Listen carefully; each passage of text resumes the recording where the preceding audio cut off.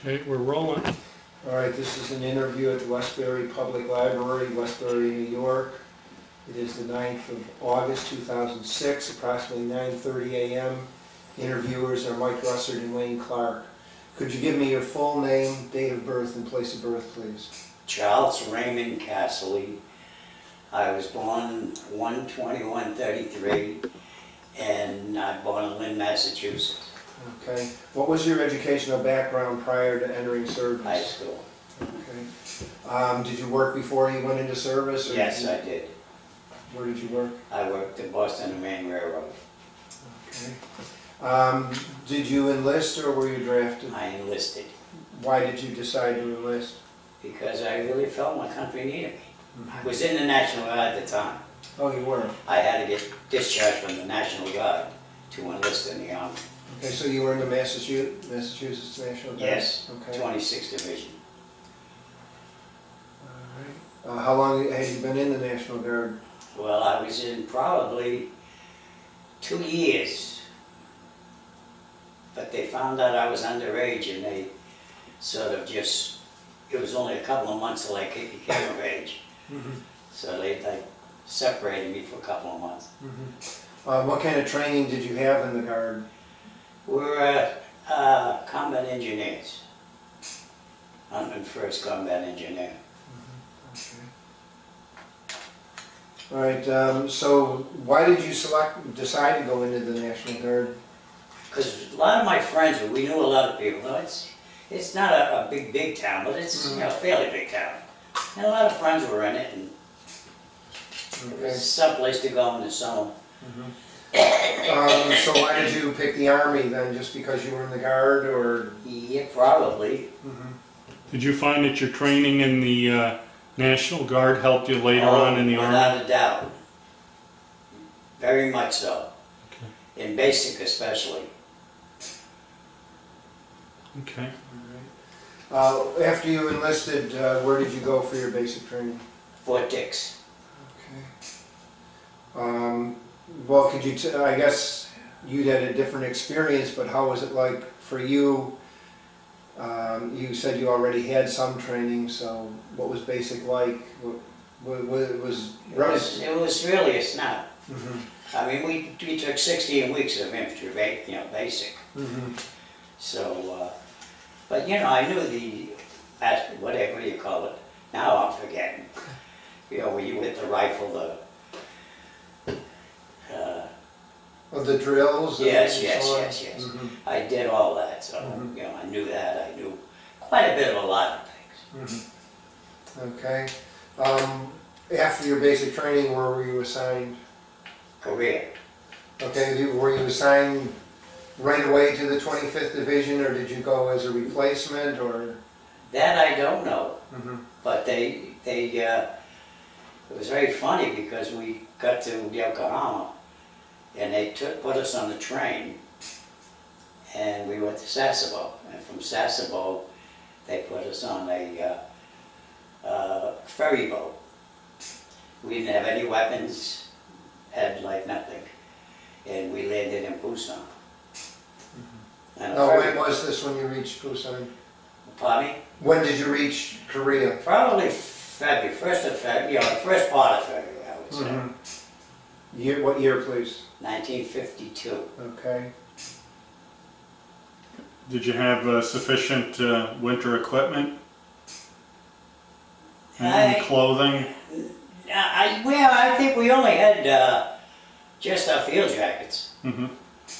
But we got, right there in Pusan, we got on a truck and they took us right up to, my outfit was in reserve at the time, and they took us right there. And then I was assigned.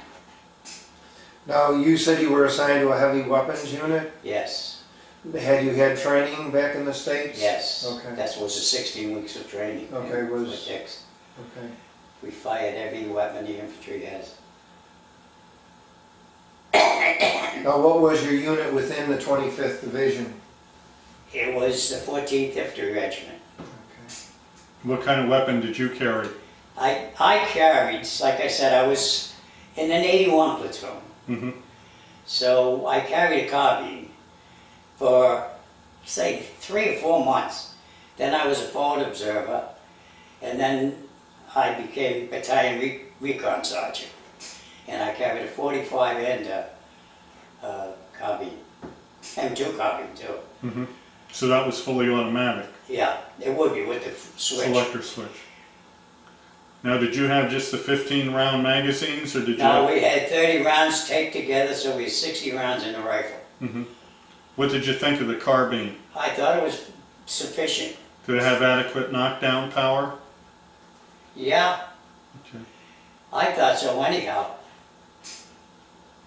And the 45 definitely did. Mm-hmm. Okay, well, could you talk a little bit about your duties and some of your experiences with the mortar platoon and then as a forward observer in a recon unit? Yeah, they made me a gunner before we went online. Mm-hmm. Which I was only anyhow for a couple of weeks, I think. And so I was a gunner. And when we got online, we zeroed in on barrages and points that we wanted to, I forget what they're called now. But we zeroed in at the gun on certain places. That's all we had to do was call back and say, you know, barrage 1. Mm-hmm. And the guns would just shoot the barrage 1. And then I went up as a radio operator for the FO, and he got rotated home, so I became the FO. This was on Hill 1243. They called it the Punch Bowl. It was the highest hill that the UN held at the time. And then I became forward observer, and there isn't much to that. Except you stayed there on top of the hill. We just they were mountains, of course. Mm-hmm. And we were just say back 20 feet from the top of the mountain. And there's a picture there, or here, where the bunker is where I'm holding a rep gun. And we built all our bunkers, to withstand mortar fire and artillery fire. Could you tell us about the first time you came under fire or attack? It was probably in the punch bowl. And it wasn't much. It was at night. Everything was being fired. And at that time, from then on, we used to just pull off and retake it the next day or the next night. Mm-hmm. And they would pull up. It wouldn't be anything really to take it back. But they used to, mine and everything. When we touched it, we went back up. Now, what were living conditions like in the bunkers? It's really rare as you could be. We slept next to sandbags. Excuse me.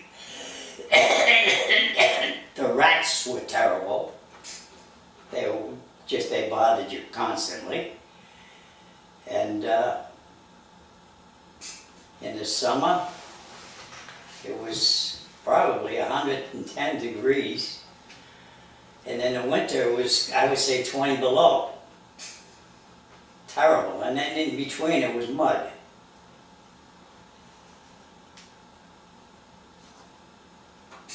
What was your food like?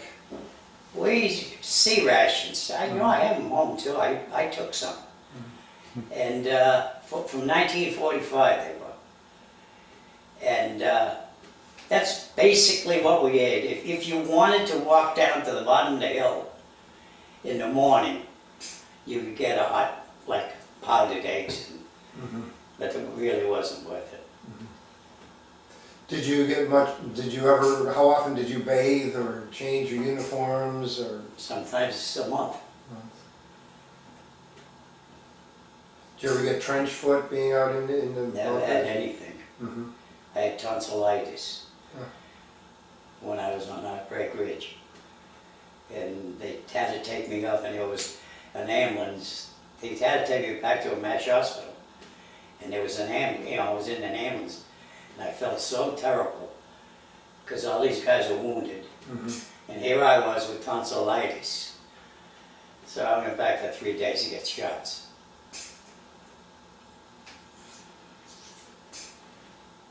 How would you rate your equipment?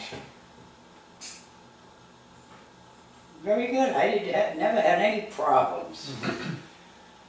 When I was in my whole, like, 3-year enlistment and so forth, I don't think I ever had a problem in the Army. It was something that I was going to make my career until I met my wife.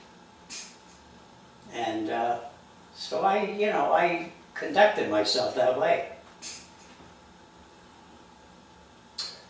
Now, when you were on the battalion recon unit, did you go out for night ambushes and Yes, so on? I recon patrols. I also, it was my duty to, which I was cleared for top secret, which was to make out the patrol plans where they would go on patrol at night, and where I would go, because most of the time I would pull patrol with riflemen. You know, I would take riflemen from each company and pull patrols too. But just recon patrols, basically. Nothing, no combat patrols. What did you think of the North Koreans as opponents? Never fought them. Fought the Chinese all the time. Was it Chinese? the 26th Chinese Division. Huh. They moved, when we moved, they moved. And actually, when we moved, like say we moved from the Punch Bowl to Heartbreak Ridge. And, gee, I can't even remember who we lived there. But they used to greet us, the Chinese, company by company, as we moved in.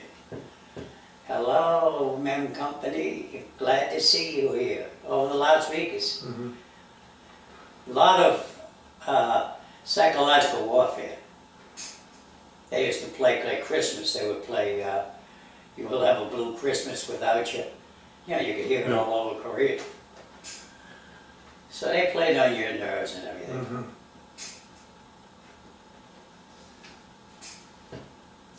How were your relationships within your unit? Pretty close? Oh yeah, we never had a problem, like I said. Now, did you have any blacks in your unit? This is when it was first... Yes, we did. As a matter of fact, in basic training, there was this Blackwell, his name was. And we would wrestle like once a week in the barracks.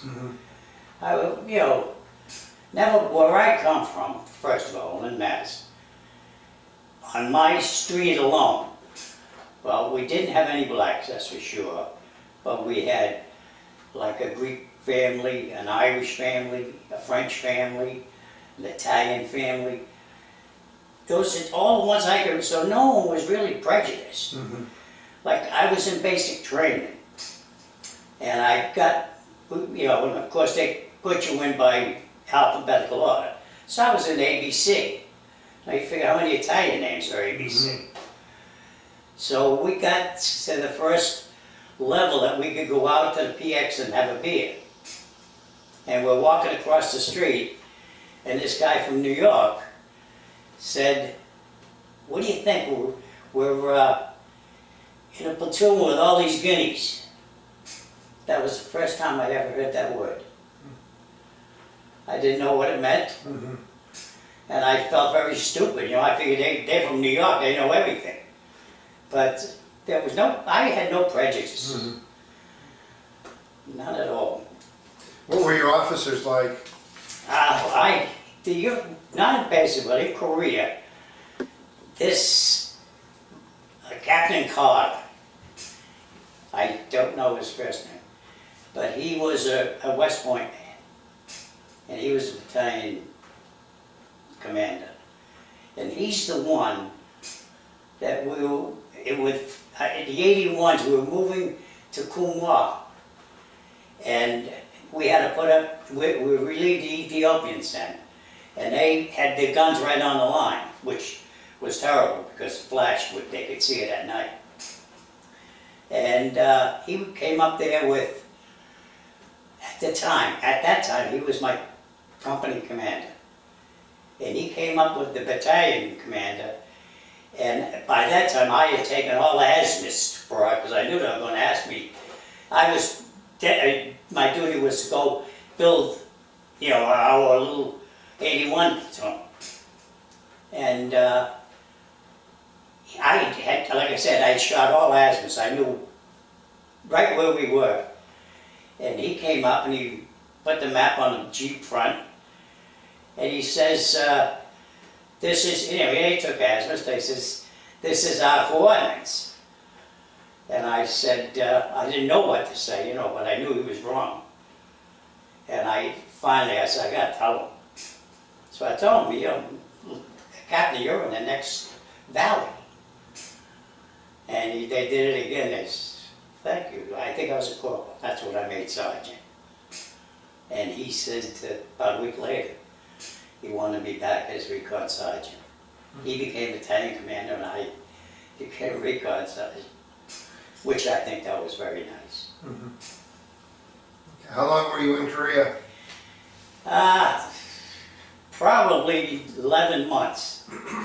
Could have been 12 because I was in Incheon Harbor going home on my birthday in 1953, January. Mm-hmm. Did you ever have much contact with the Korean people? Only when we were in reserve, and they hated us as far as I'm concerned. I used to have to take like 30 of them out on it. We had a Missouri line, they called it. It was the exact same thing as the front line, only a mile back. That if they made a big push, we could fall all the way back and everything would be there. Not the guns, but all the bunkers and stuff. And I used to have to take like about 30 of them up there and work on that. And like I said, they hate us. But they did then anyhow. But it is funny, when I sold my house last year, I had a Korean couple come in, nice couple. And when they said they were Korean, I says, I was in Korea in the 50s, early 50s. And they says, thank you, I never met a veteran of Korea. And they thanked me. But then they didn't thank me at that time. Did you ever have much contact with the Korean Army at all? None. How about any of the Allied troops, like the Turks. Turks Used to be on the left of us all the time. What did you think of the Turks? They were vicious. I would never want to fight the Turkish Army, if we were even. Because they were professionals. They stayed in the Army all their life. I mean, these guys are older than us. They got wounded, they went back, they got patched up, and they came back up. But to me, they were really terrific fighters. You think the Chinese feared them? Yeah, I don't know. See, I don't even know if the Chinese was in front of them. Because it was our battalion, then them, or our regiment, actually, and then them. So I don't know if the Chinese were in front of them. Could have been rocks. But that I couldn't answer. Okay, when you left Korea in January '53, where were you assigned? I was assigned at, Middlefield, Staten Island. And Middlefield was a CAP airfield with buildings on it. And that's where I was here. I was an infantryman. Never saw or touched a gun bigger than the 75 recorders. And they put me in an anti-aircraft outfit. And I had to be a platoon sergeant of one of the platoons. The range platoon or the gunnery platoon. And like I said, I never saw a 9mm gun. So they were in a dilemma. So that's when they sent me down to see the atomic bomb. Could you tell us about that? Yeah, that was a very interesting thing. We got, I think it was Camp Desert Rock in Nevada. And we did critiques almost every day, but every night they would drive us in the Greyhound buses to, I think it was 75 miles to Las Vegas. So we got into Las Vegas, we were there 15 days. And, you know, had a very good time. The whole thing was never bad. And then when this was the time they fired the atomic bomb out of the 280 millimeter cannon, that huge cannon. And we got down in we all went out there and we got in trenches, I think a mile away. Now, you know, all this stuff I could be wrong, but I think it was a mile away. And they told us we had gas masks on. Told us put our gas masks on and to bend down in the trenches until we saw this huge bright light, which was in the middle of the desert with the sun. And this, we did, and this thing was like someone flashed a flashbulb in your eyes. You saw it. And they said, you know, you couldn't help but see it. And that was the radiation went by. So you could stand up. And we stood up. And a lot of us, you know, with the gas mask, the helmet didn't fit that good. And we started to watch the mushroom form. It was just forming. And I think 13 seconds it took the shock wave to get to us. And we were watching this for like, say, 13 seconds. And then you saw it like a swirl of sand coming at you. And then you heard the noise. And the noise blew a lot of guys' helmets off. Whether they just were ducking and fell off it. And after that, we just got up. And we formed one line right across the desert and walked through ground zero. And we didn't have any badges on to tell the rankings that we had. And they sent me papers quite a few years ago if I had any these diseases that I guess some guys caught. But it was funny too because the this is just a humor, I mean it's true. With these jackrabbits, they're big.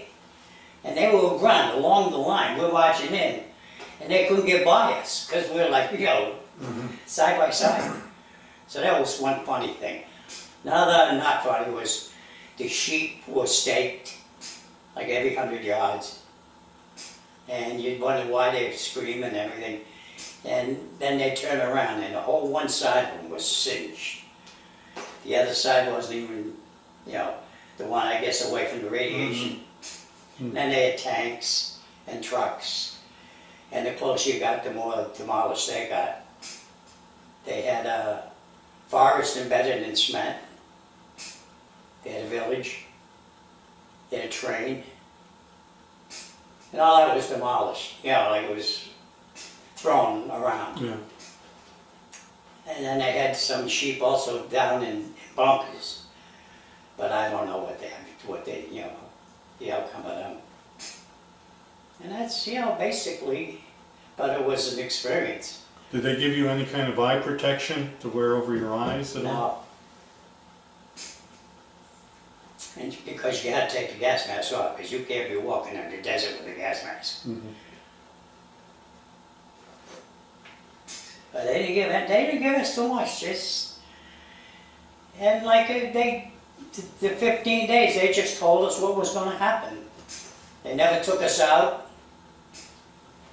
you know, to trenches or anything. Did they ever check you or? No. That's why they sent me letters probably about 10 years later. Congress wanted to know, you know, about my health. Do you think you suffered any effects from this? Gee, I don't think so, unless they could give me emphysema. But I don't really, I was fairly healthy all my life until I got this, and that's my own fault. I was smoking 3 packs a day. So I can't blame the Army for my emphysema. Did you ever get contacted? There's groups called the Atomic Soldiers. That No, They never contacted you. no. Never heard of it. Mm-hmm. Yeah, there's a group called the Atomic Soldiers.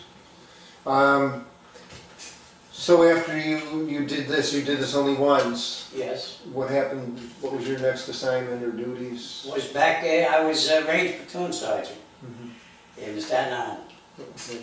Now, what rank were you? Were you in Sergeant First Class? Yes.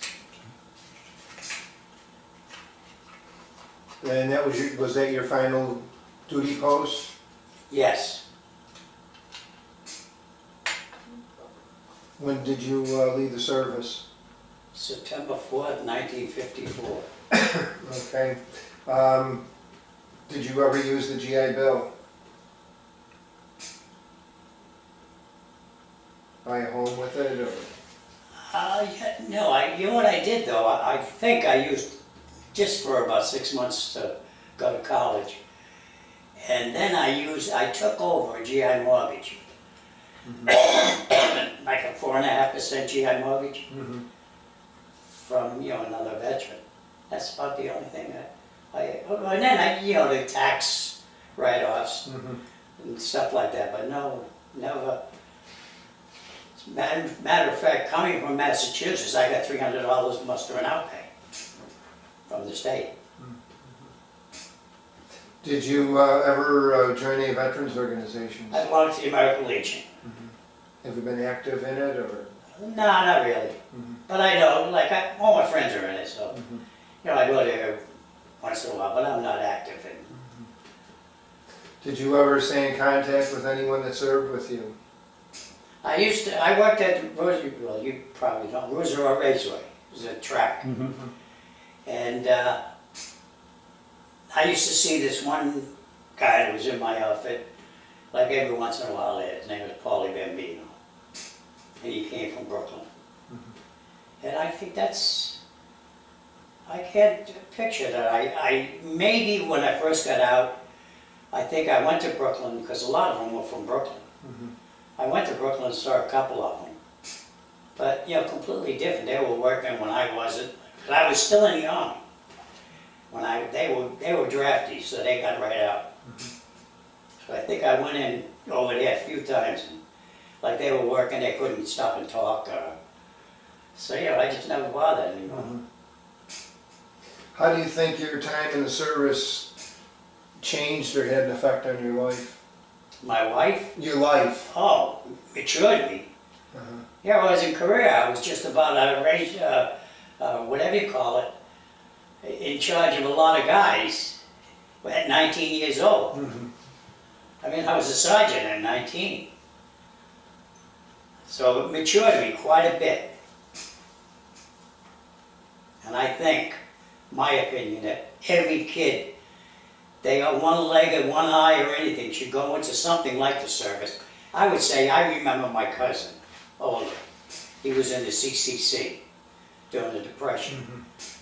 And I think that would mature a lot of people and educate them on facts of life. I think it's a very good thing for people, men and women.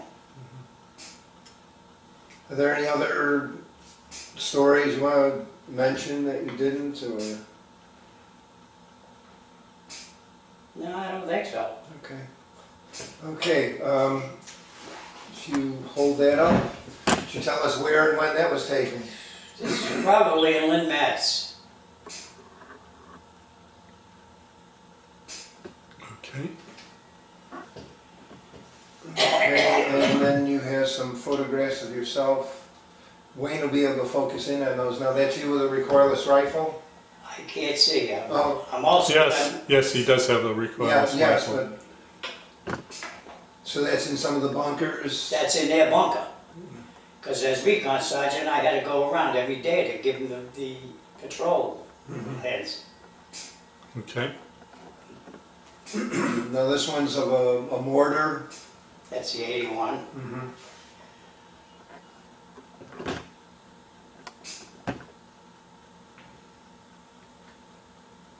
would all be either in the Punch Bowl or up on Heartbreak Ridge, most of these photographs then? This was Heartbreak Ridge. Okay, that says it on the back. I think that's you. This was, I think, the only time I was in reserve since I got here, since the first, when I first got there, because they were in reserve then.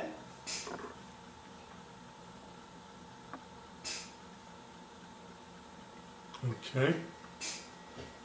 Oops. This is you with a machine gun? It's a burp gun. Quick gun? It's a Chinese burp gun. Oh, okay. No, how did you get that? Did you pick it up on the One of the field? guys got it, I don't know. Guys? Again, I can't really say, I didn't get it. Okay. This one looks like you trying to keep warm. This is like 30 below, and I was in a Jeep. And we had to go back, and I don't know why, to Seoul. And I rode in the back of a Jeep, 30 below, with no windshield or anything. Did you ever have any problems with frostbite or anything? No, No? no. Okay. All right, and then, no, that's okay. And then finally you have these leaflets that you brought. The two. Can you tell us about those? Yeah, they used to just, like, probably shoot them out of 82s they had, I think. And they just go up and explode and come down like confetti. So these are propaganda leaflets from the Chinese and the Koreans asking you to give up. Give Safe up. pass. This is a safe pass thing. Mhm. Okay? Okay. And then there's one other, this looks like it's written in Korean. This is probably the one we sent down. Oh, okay. Uh-huh.